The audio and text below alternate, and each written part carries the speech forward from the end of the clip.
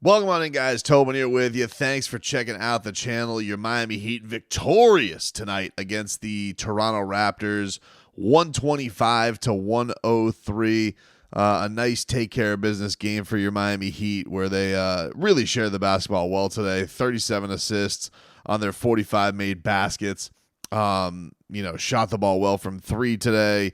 And I think if I were to pinpoint something that was the most important out of today's game, not just the fact that, they really just had the offense humming along today. You squashed on a team that is just no good. I mean, the Toronto Raptors, I'm not going to act like this is some kind of big accomplishment of a team you took on. They're, really trying to intentionally lose to keep their pick. But we have seen this Miami team falter against teams they probably shouldn't have. And so for them to come out there today and really have the ball humming along was great to see. I would say the most important thing that happened in today's game, if I had to bear down to one, Jaime Jaquez Jr. Jaime looked absolutely sensational. He had a huge flurry in the second quarter that you really could say put this game out of reach. We saw him go to the rim. He then got a three ball and then found an alley-oop to Bam Adebayo that put the Heat up 14.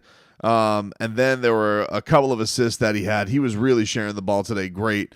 Went all the way to the rim, kicked to the top of the key to Caleb Martin for a three. Then he got a chase down block where him and Caleb were both on the pursuit on that. And then he finds Bam on the wing for a real pretty three for Bam Adebayo. That three-pointer just remains a weapon for the Heat big man, and it looked really good. Put the Heat up 18.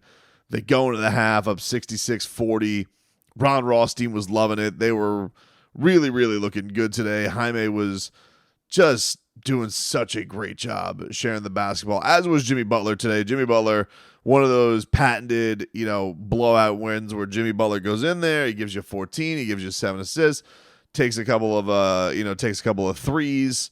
Didn't need to press on the gas too much today, so you have a very conservative Jimmy Butler game, but very clearly had a big impact on getting everybody in their spots. But yeah, Jaime having a performance like this, so needed for him. He finishes with 20 points and 9 assists and just looked confident, looked like he was moving down the lane, looked like he had his legs under him a little bit.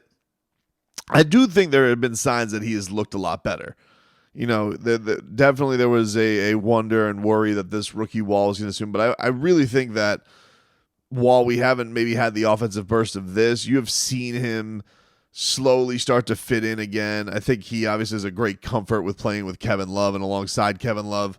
But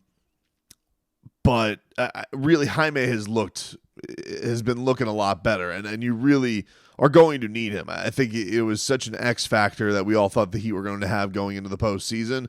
And I'm not going to lie, like last month I was worried. I was like, man, I don't know what to expect from Jaime. So while this is not a good team that he took on, just to see him once again look like he's playing with joy, sharing the ball, get to that patented footwork that we've all come to love. There was one where he tried to come down the lane and tomahawk it. He missed it.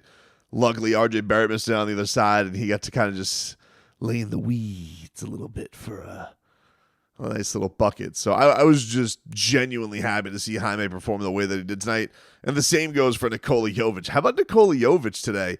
18 shots to lead your Miami Heat. 18 shots to lead the Miami Heat. So very aggressive from Nico. Finishes with a team-high 22 points. He took 10 3-point attempts today.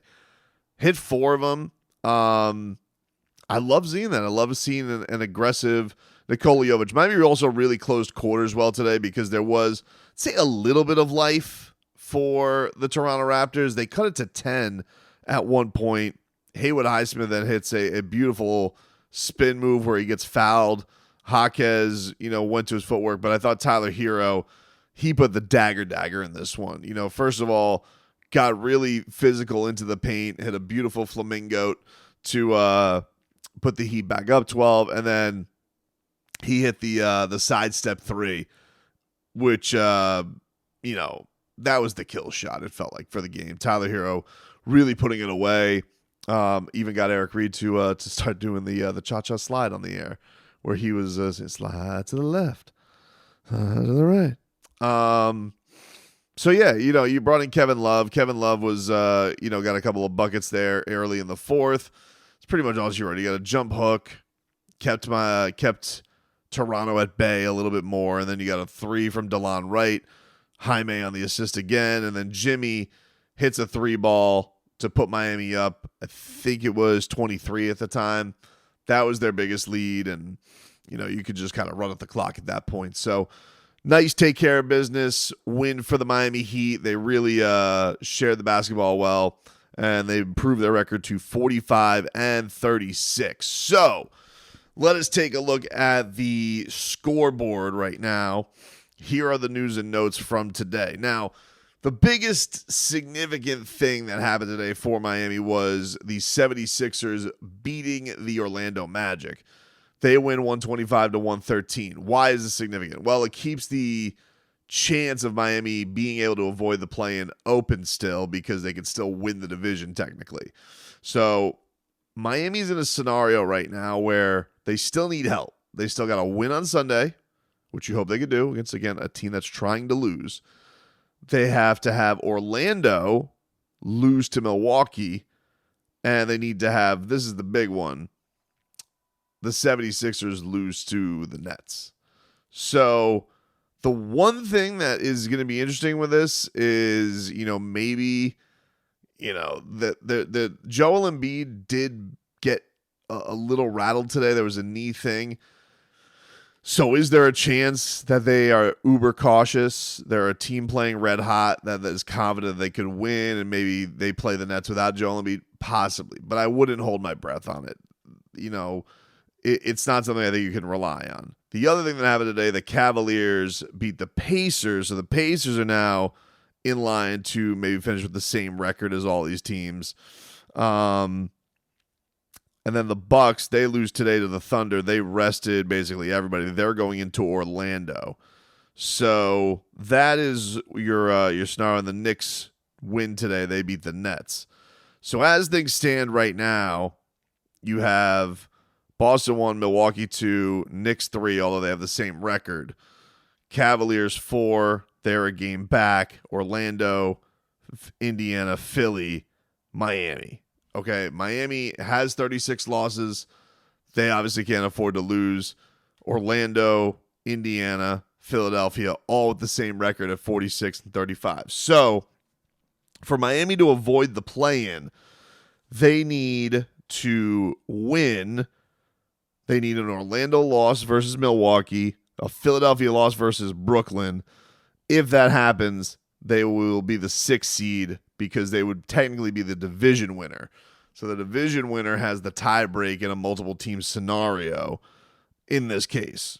They could also do that same thing if Orlando loses and India loses to Atlanta.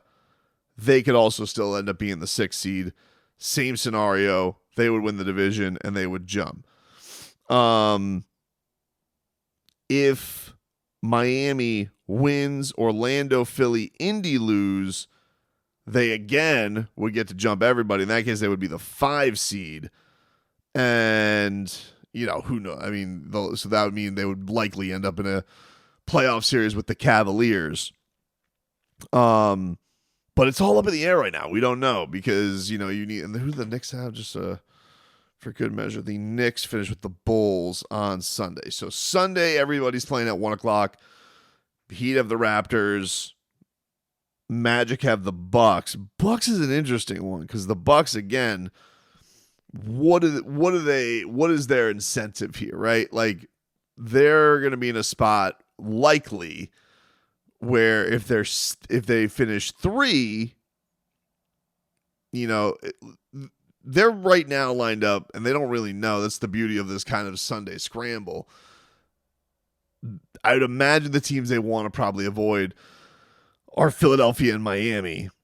So you would think they have something to play for on Sunday, and they really want to beat the Magic, which is obviously what you want if you're the Heat. Because if the Magic win, you're stuck in the play-in. That's the first domino out of everything. You want the Magic to lose, because even if the Magic do win, you still want to be in a spot, even if the Magic do lose and the other guys win, you want to be in a spot where maybe you'll be able to host the play-in game, theoretically. I mean, I know Miami's not very good at home, and Orlando is basically a home game for Miami, but that is the one thing, is like the one thing we know if you're a Heat fan, you need Orlando to lose first and foremost. That's what you want, because you either are going to have the 7-8 in your building, or you'll have the door open up for you to get in there. I think Milwaukee's going to try and go out. Now, mind you, they don't have Giannis, so you're still asking them to go do this with their squad. Damian Lillard didn't play today in their loss to Oklahoma City. They're going to try and go take care of business this time around. But Orlando, they've lost 3 straight. They haven't been playing great. So even if you end up in a play-in scenario with Miami, I think Miami has the advantage over them. They'd be okay with that. And then 2-7 being what it is for the Heat, I don't think that there's... This is why I'm not like dreading the play-in. I'm not dreading the play-in. I get it. You want to avoid it. The thing you really want most if you're a Heat fan, I think, is the week off. Like Terry Rozier still didn't play today. We're dealing with the neck. We know Duncan Robinson's dealing with the back.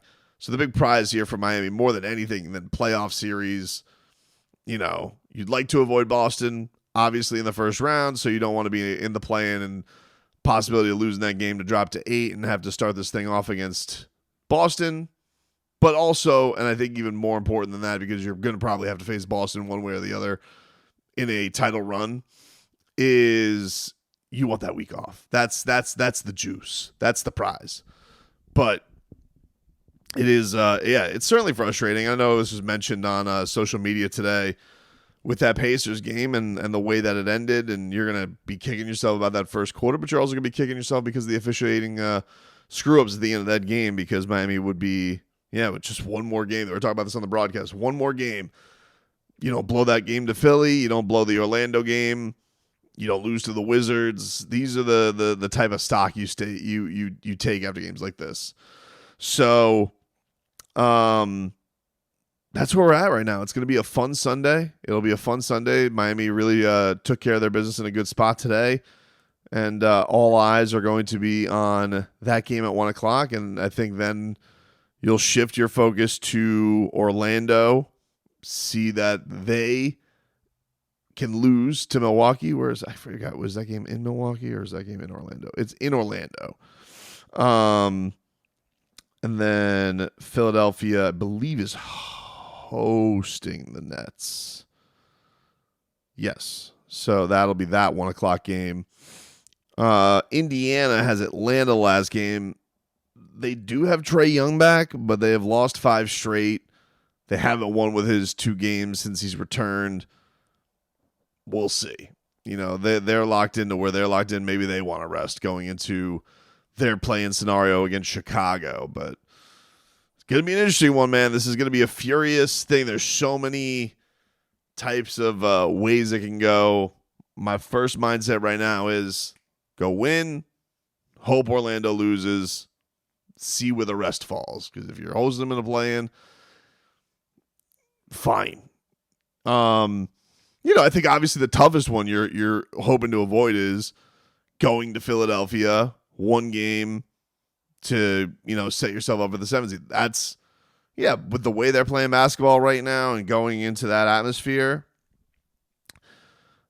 that on paper is the toughest. In a weird way for this team, you are like, maybe that'll engage them the most right away. They'll be like playoff mode, but the Sixers are playing red hot. You did just lose to them where you had a game basically in hand. It was a game of crazy, feverish runs. So I think you'd like to avoid that if possible. If you're going to tell, who would you like? A game in Orlando or the Magic on your floor, or you got to go beat hottest team in basketball to determine if you're the 7th seed? Yeah, I think you're going to take the Magic. The Magic are struggling a little bit right now. So that's what we'll keep our eye on. I'll be boots on the ground Sunday afternoon as the Miami Heat wrap up their regular season. Great TCB win tonight. Nice job by the youngsters, and let's see what happens when they try and finish the deal.